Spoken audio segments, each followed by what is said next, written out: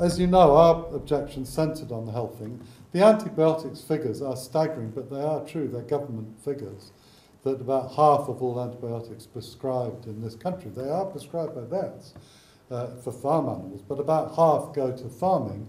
And although pigs are a smaller number than cows or sheep, more than half of the antibiotics, 60% in farming, are used in pigs. And it surprised us, but those are government figures. There are real concerns that unless antibiotics are used much more sparingly, we'll find a range of human diseases which we just can't treat. We'll go back to a period which none of us really are probably old enough to remember, when all sorts of common diseases were lethal, would kill you. And that will be true bad for animals, of course, as well as people.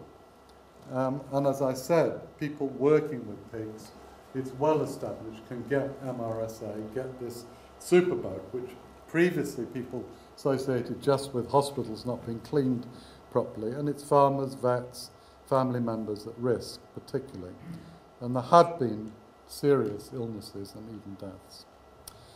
Now, one of the key bits of evidence, and the one when we did the research which made me most concerned about Foston and other big units like this, is that flies and cockroaches are known to carry salmonella and other pathogens found on pigs. And American scientists, where these big pig farms are much more common, have said that because these insects can move freely between animal waste, the animals themselves, and nearby houses, and this is a quote from an American scientific paper, there is increasing concern in the medical and public health community about insect pests directly associated with the spread of these bacterial pathogens, the nasty bugs, and antibiotic-resistant microorganisms, the things that can't be killed by antibiotics if they infect you. So, you don't want to put any of these industrial pig farms, these scientists said, near where anyone lives. This is the site, and hopefully you can all see that. Some will be familiar with that site, some won't. But to give you an idea of the size of it, that little square there is a truck, a 40-foot truck. This little square here is Foston Prison. You're talking about an immense site. As a local, I know that the traffic goes beyond here and is sometimes stationary. So when they've got lorry loads of pigs waiting to be taken away for slaughter, these pigs are going to be sat in awful conditions waiting for the road to clear. The noise. I don't believe that this site, which is going to run on a 24-hour basis, can run silently. There's going to be vehicle movements, there's going to be animal noises, there's going to be the equipment running 24 hours a day to generate power and energy. But some of this equipment is going to be based near local homes. I know Wendy here in the audience lives down here. There's going to be equipment running all night long. There's going to be low-level vibration. There's going to be all sorts of effects from that. The light pollution, it's a big site. It's all going to be lit up. It's all going to have a huge security fence around it. And this is going to be lit up like a circus, unfortunately. Now, the issues on disease, I'm no scientist, I'm no expert, but what I've seen tonight and what I've read about does give me great concerns about this type of thing. The prevailing wind comes from this direction, travels over the site. The people in this area predominantly live around here. The prevailing wind is going to take whatever comes off this site, how big or small, how smelly or not, is going to go across, and it's going to go directly across people's homes and houses. Even if it's just concrete dust, it's going to come out of here. There's going to be flies. If the developers can keep flies out of this building, then they are miracle workers. The flies will be abundant, as will presumably be the potential for rats. The rats are going to be there. The rats live all over this area anyway, along the side of the brook, in the drains. They're going to multiply. I've mentioned about the risk of flooding. People who live in Foston Village will know all about flooding. People who live in Scropton will know all about flooding. And it isn't just a recent thing. This is an archive that my mum actually lent me. And that picture there is Foston Bridge, which is in the centre of the village, that was smashed down by a flash flood in August, in the middle of summer, back in 1957. Now, since that time, I can remember at least 3 other big floods. These pictures are from Scropton, which is downstream.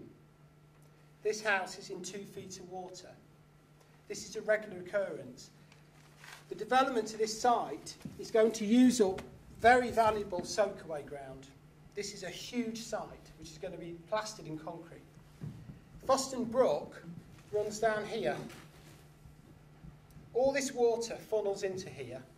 We've already got the development of the A50 and Dove Valley Park. All that water is funneling into here, and the poor old residents of Scropton are going to feel it. There is the risk of explosion from methane tanks. There's a risk of ammonia escaping. There's also the risk, which the Environment Agency have correctly flagged up, of underground leaks from any of this underground equipment finding its way into Foston Brook. I believe that they're going to import the same weight of kitchen and household waste as there is pig manure. That all has to come in lorries and be tipped up in buildings and then got into the digester somehow or other. How do you keep that free of flies and smell? I think about 40,000 tonnes of green waste. That will be mixed with approximately the same amount of pig manure, and that will create gases which will create energy.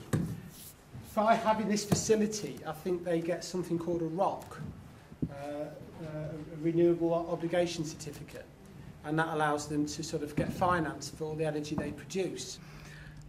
Then there's the other side of the coin, is that they plan to have an arrangement with local farmers whereby they purchase the dried manure from this digester to put on their land.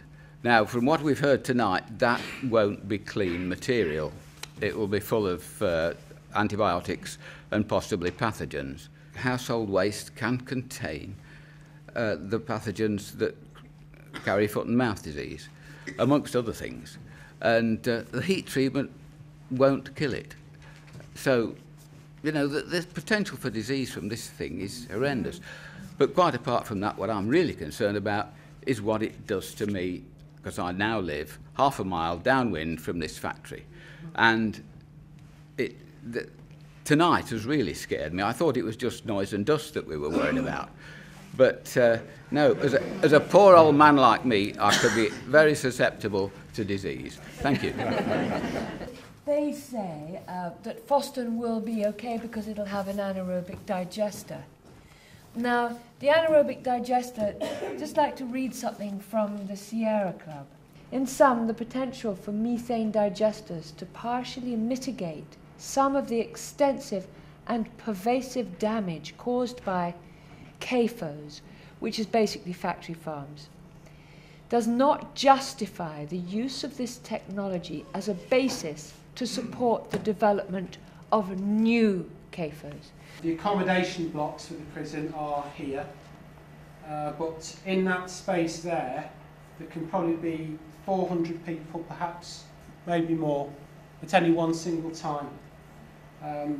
We've actually asked the prison if they've got any health and safety contingencies, whether they've risk assessed what will happen if there is a major disease outbreak, and they haven't. That's the conclusive answer that I've got. We live on Woodlands Drive and there's only 8 properties on our street, and I know the thing that concerned me as a resident, obviously there's flies and smells and we've got young children, but I know recently, well, a few years ago, when there was the foot and mouth outbreak, people in farm areas or within a vicinity of the farm areas weren't allowed to leave, and I know I was concerned as a resident if there was something that happened at this pig farm. Our only access is past the pig farm back onto the A50. We could be confined to our home, and, you know, what do we do? Where do we get food? Can we go out? And the impact that would have. Midlands pig producers have said that they see this as the future of the farming, and that animals being raised and farmed outside will disappear with these coming into place, these types of farms, and just the grain being fed to animals, all these animals, it isn't very efficient. Maize, soya, wheat being fed to people is much more efficient in terms of energy produced. This kind of proposal, these kind of projects, reflect the fact that we're not listening to the values of today. It's not being representative. It is not of the time, and it is not reflecting the responsibilities that we all need to take. It is smacking in the face of sustainability, responsibility, environmental responsibility. It is actually not modernisation. It is not reflecting the times. It is actually standing for something that is out of date, out of fashion, and something that we have to actually put behind us and actually look up and face and address the issues that we need to address today. Because these kind of projects are just taking a step back from all of that. I mean, I do think it's desperately important to try and stop this development, because once it goes ahead, as you're finding with the chicken farm, despite the Environment Agency having enforcement powers, the chances of closing something like this, once it's going, are pretty much zero in practice, in reality. Letters to local papers can be very influential with local councillors. They're much more likely to read those than they are to read letters that you send them, and certainly the objections. So think about that, contact it. Again, you know, express your own views. Don't express my views or Tracy's or anyone else's. The important thing in local democracy is for people to express what they feel in their own words, and that's what will influence the council, if anything does. So, there's lots to do. It's given us lots to think about, and Tracy and I and others involved, Worcester particularly, we're working with. We'll think about some of the brilliant points you've made this evening and see what more we can do it, and Tracy's already had one idea. So thank you very much indeed. Can I just say, I ask you to thank our panel of speakers and filmmakers.